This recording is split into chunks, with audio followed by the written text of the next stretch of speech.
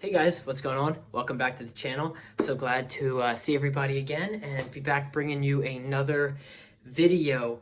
So today I have a little bit of a different video. It's been a bit since I did any like topic videos that cover, something besides just, the records I recently picked up. So I thought I would do a topic, and this is one that is really subjective to you. And I mean, there's so many albums that could fit under this, but for the time and just for today, we're going to be talking about near perfect albums.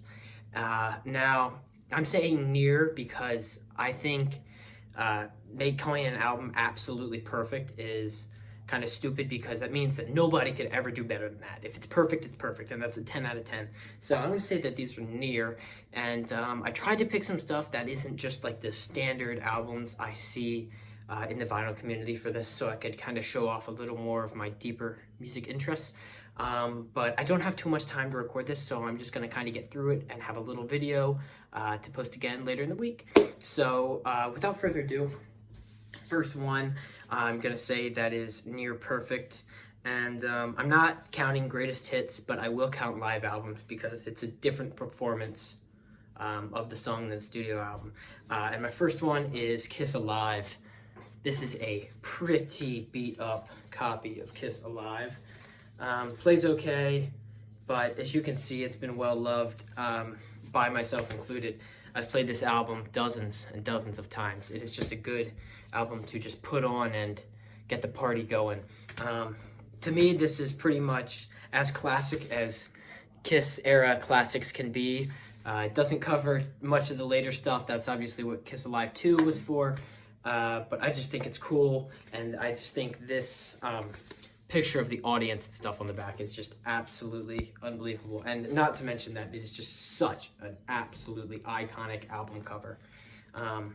This is just pretty much perfect Kiss to me as a Kiss fan. Some people in the vinyl community, I know Noble Records isn't a big Kiss guy, but I definitely am. I've seen them in concert twice, and to me, classic Kiss. Near perfect is this album. Second one is a pretty sharp turn from Kiss. It's a newer album. Like I said in previous videos, I don't have that many new albums, but this one is one of my all-time favorites, and it's Tame Impala Inner Speaker. Beautiful, beautiful 2 LP set here with just the most gorgeous, gatefold. I need to get a sleeve for this and some MoFi sleeves, but I'm just pretty low on money right now. If anybody, long shot, if anybody would like to send me some sleeves, have some extras laying around, let me know, message me. But I'm just kidding. But this is just such an absolutely perfect album, and the cover is just unbelievable. I'm trying to get rid of the glare here, but I mean, come on.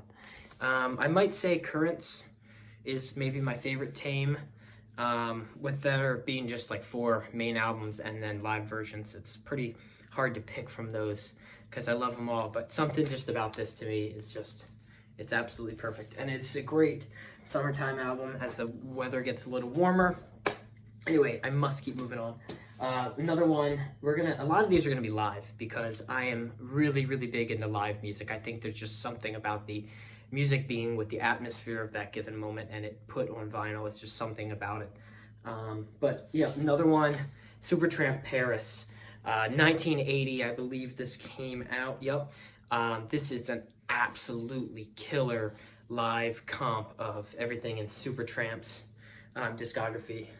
The first disc is just absolutely unbelievable. I cannot explain how much I really love this album. Sides 1 and 2 just floor me. The fades between songs, just how good the band's sounding, just the keyboard, and this is actually a Goodwill copy. But ironically, I did not grab this at Goodwill. One of my friends is not really into Supertramp and didn't want it anymore, and I said, buddy, I'd love to take it off your hands. And I've played it a zillion times. It has been pretty well loved. There's a pretty good amount of surface noise, but it being a live album, it doesn't matter quite as much. Progressing, another one that is just, maybe my favorite live album of all time. I'd say maybe Cornell 77 Grateful Dead is up there, but I gotta be honest, Welcome to the Canteen by Traffic is such a brilliant absolutely brilliant live album. This is a beautiful copy with just a hair of cutting, but really everything else on it is immaculate, and the disc is also just unbelievable. But Steve Winwood, you know, Dave Mason, I mean, doesn't really get much better than this. I love Traffic, I love Cream, I love Blind Faith, I love Dave's solo stuff, Clapton's solo stuff, I mean, you know, Winwood stuff. And this has a little bit of, what's it, Spencer Davis Group, you know, on it. And some of the solo stuff from Dave Mason. So it's just an all-around really cool live album for Traffic, and it's just unbelievable. Side 2 tracks, and they are bangers. Put it on. I'm serious. If you don't have this, pick it up. You gotta get it. You have to get it. Not live album, but a classic, and pretty much a staple of anything progressive rock that you're gonna find in the community. It's Close to the Edge. I've been through a few copies of this. The first one I got was really, really chewed. This one's in a little bit better shape. It says VG minus. I got it for $3.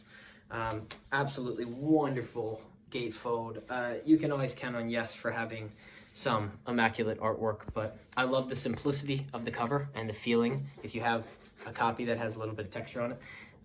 But it being just like a 3-song album, there's nothing you can say bad about it. It's just perfection.